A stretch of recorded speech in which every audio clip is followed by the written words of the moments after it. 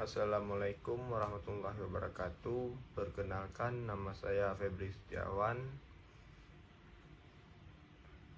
dengan NIM 2307050060.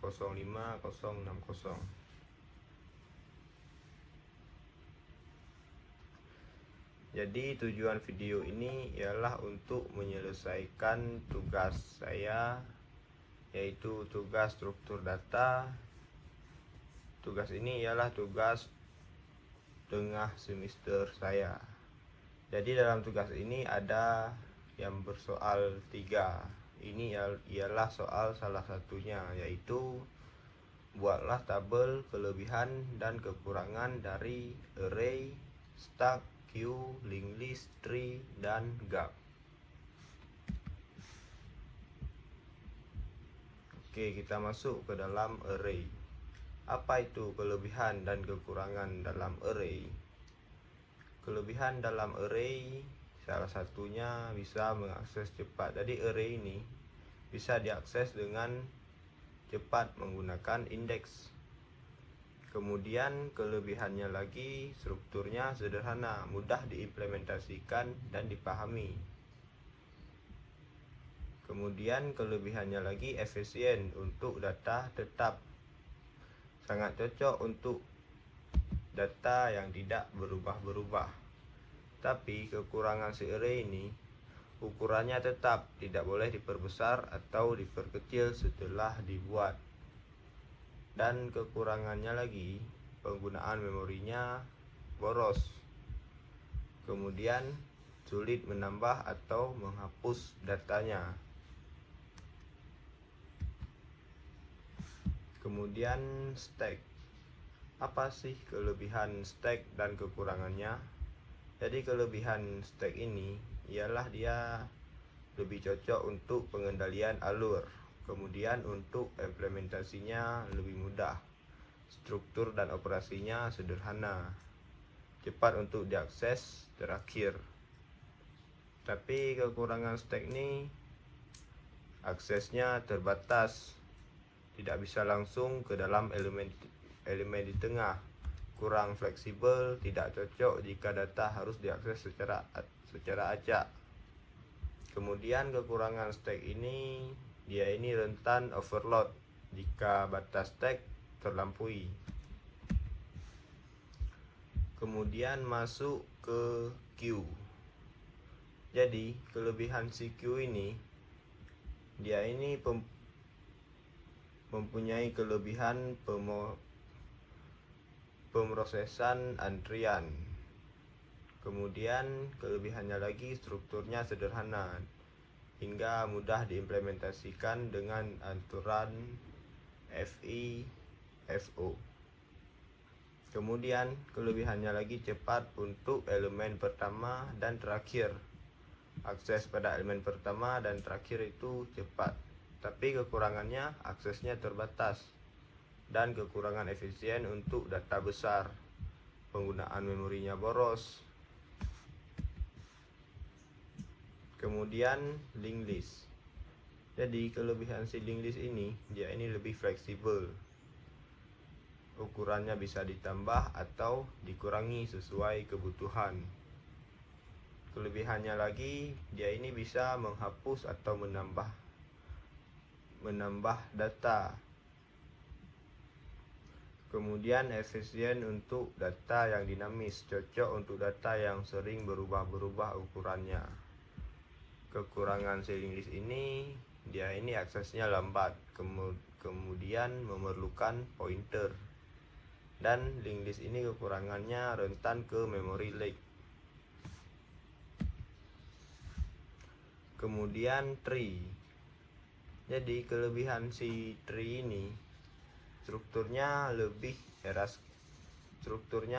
hierarkis, cocok untuk data yang memiliki hubungan berjenjang seperti struktur organisasi. Dan kelebihan ini lagi, cepat dalam pencarian. Kemudian efisien untuk data bertingkat. Tapi kekurangan si tree ini butuh perawatan atau balancing. Kemudian implementasi yang kompleks lebih sulit dibuat dan dikelola dibanding struktur sederhana seperti array. Dan tree ini, dia ini penggunaan memorinya yang lebih. Kemudian masuk ke dalam graph. Kelebihan mempresentasikan relasi yang kompleks. Jadi kelebihan ini sangat baik untuk menghubungkan antar objek yang rumit seperti peta atau jejaring sosial. Graph ini, dia ini lebih fleksibel, dapat menyesuaikan dengan berbagai jenis hubungan. Dan graph dapat digunakan di banyak bidang, sangat berguna dalam algoritma pencarian rute, analisis jaringan, dan lainnya. Kemudian kekurangan graph. Jadi kekurangannya ini rumit dan berat, butuh banyak ruang memori atau pemrosesan, terutama pada graf yang besar. Butuh penanganan khusus, pemeliharaannya sulit. Oke teman-teman, jadi kita masuk ke dalam soal yang kedua, yaitu jelaskan apa perbedaan array dan linked list. Buktikan dengan pemrograman Python.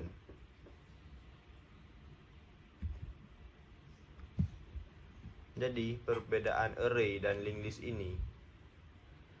Array ini dalam Python, array diimplementasikan melalui modul array. Array hanya bisa menyimpan elemen dengan tipe data yang sama. Array lebih efisien dalam penggunaan memori dibandingkan linked list jika hanya satu tipe data yang akan disimpan. Kemudian perbedaan list. List adalah tipe data bawaan Python yang dapat menyimpan elemen dengan tipe data yang berbeda atau list. List lebih fleksibel karena lebih bisa berisi elemen dengan tipe data berbeda. Kemudian list ini membutuhkan lebih banyak memori dibandingkan array untuk menyimpan data yang sama. Tadi kita sudah bahas tentang perbedaan array dan list. Kemudian kita buktikan dengan pemrograman Python.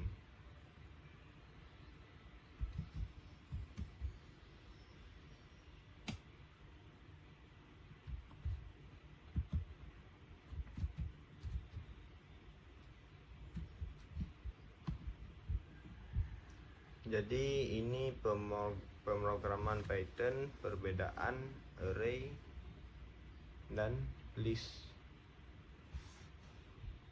Jadi ini kita menggunakan modul array, membuat array dengan tipe data integer, yaitu array numbers array.array 1 2 3 4 5. Kemudian di baris ini kita membuat list dengan berbagai tipe data, yaitu list number 1 2 3 4 5 titik 0. Kemudian menampilkan elemen array, print array numbers. Kemudian di sini kita menampilkan elemen list, print list number. Kemudian kita menambahkan elemen pada array numbers append 6. Kemudian print array setelah penambahan array numbers. Kemudian menambahkan elemen pada list number append 6. Kita akan merunningkan pemrograman ini. Dan ini perbedaan array dan list.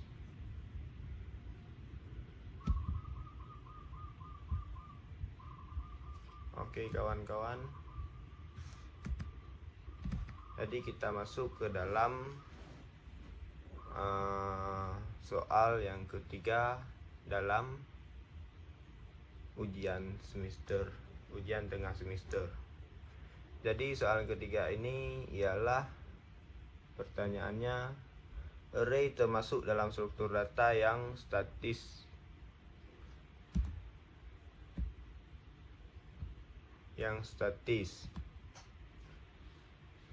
yang mana ukuran memori yang digunakan bersifat tetap walaupun array tidak terisi penuh. Buktikan kebenaran atau kesalahan statement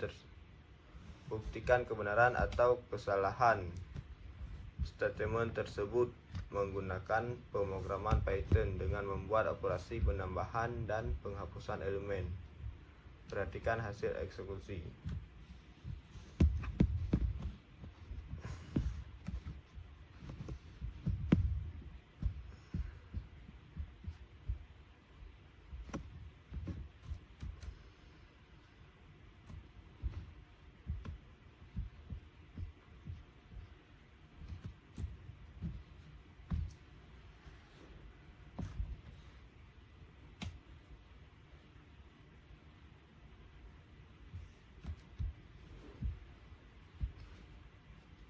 Jadi ini adalah jawaban nomor 3.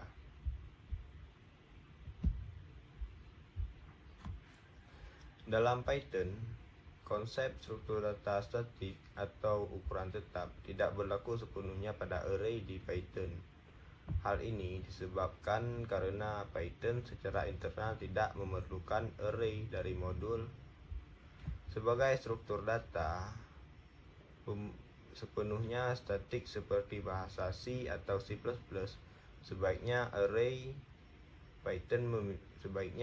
Python memiliki kemampuan untuk menambah atau menghapus elemen, yang berarti ukuran memori array dapat berubah sesuai kebutuhan.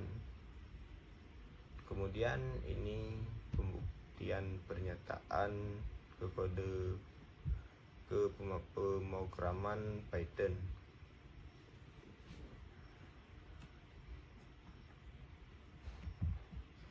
Di sini kita membuat array integer dengan beberapa elemen yang ada di dalam ini.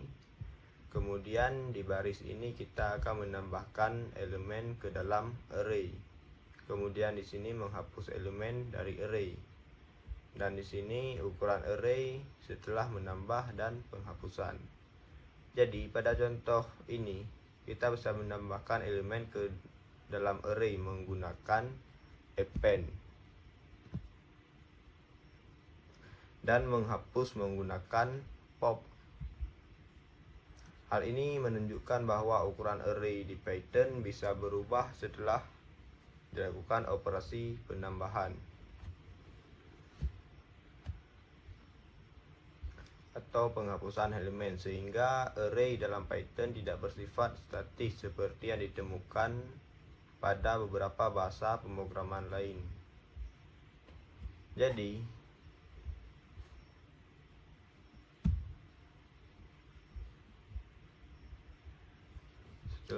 setelah kita running, jadi dari hasil eksekusi di atas ini dapat disimpulkan bahwa array dalam Python tidak sepenuhnya statistik dalam hal ukuran memori. Sebaliknya, Python mengizinkan operasi penambahan dan penghapusan elemen yang membuat ukuran memori array bisa bertambah atau berkurang. Hal ini disebabkan oleh cara Python-nya sendiri untuk mengelola memori secara dinamis, yang memungkinkan perubahan ukuran pada struktur data seperti array dan list.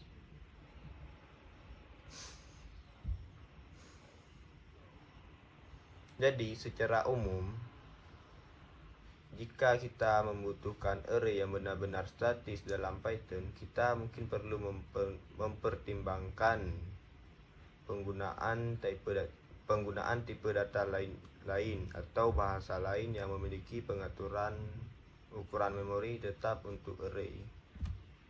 Jadi cukup sekian penjelasan dari saya akhiri. Wassalamualaikum warahmatullahi wabarakatuh.